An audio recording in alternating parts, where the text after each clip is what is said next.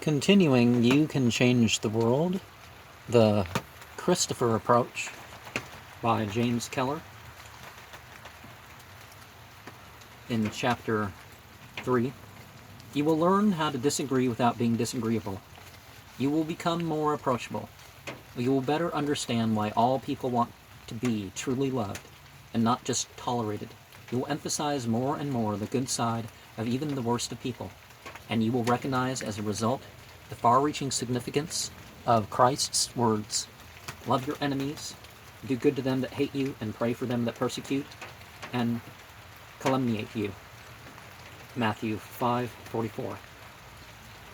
Christ doesn't want you to be a Casper milquetoast, just realistic and appreciative of the simple fact that some hate only because they lack that precious quality of love.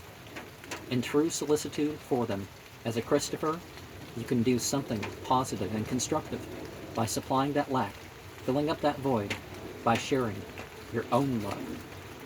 You will be, in short, another Christ, and more, you will be able to say, with the Apostle Paul, I live now, not I, but Christ liveth in me. Galatians 2:20. This sublime motivation, this loving purpose will distinguish you who seriously strive to bring Christ into the marketplace because of this dedication to a cause welling up within you will be a driving power which pushes through all obstacles with patience and kindness.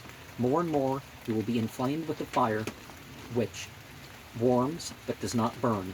Everything you say or do will reflect that devotion, loyalty, and quiet enthusiasm which is seldom, if ever, the happy lot of those whose only cause is themselves.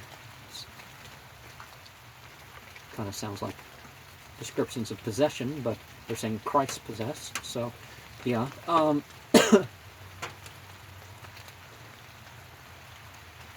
A remarkable transformation will take place in you, and often surprisingly quickly, once you make within yourself the simple adjustment from dull, narrow concentration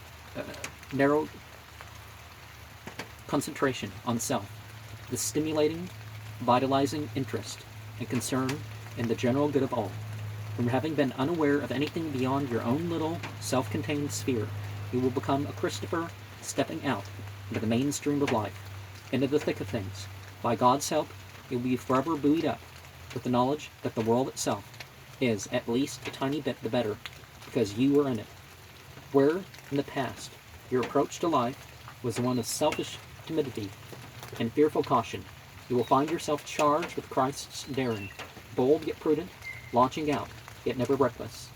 From being half-hearted in most things, you will become wholehearted in all things. Instead of consulting first your own personal convenience before doing anything for anyone else, you will become lovingly absorbed in doing everything and anything you can for others. Where, previously, the slightest pretext could deflect or discourage you, nothing now will daunt your determination and sense of follow-through. Invariably, you will develop an inner warmth which manifests itself in an abiding sense of humor, even in the midst of the most trying circumstances. You invariably will reflect in everything you do a Christopher concern for all. Naturally, you will make mistakes, but you will always retain enough sense of proportions to laugh at yourself. Your never say die spirit will give courage to everyone you meet, because you are eternally hopeful.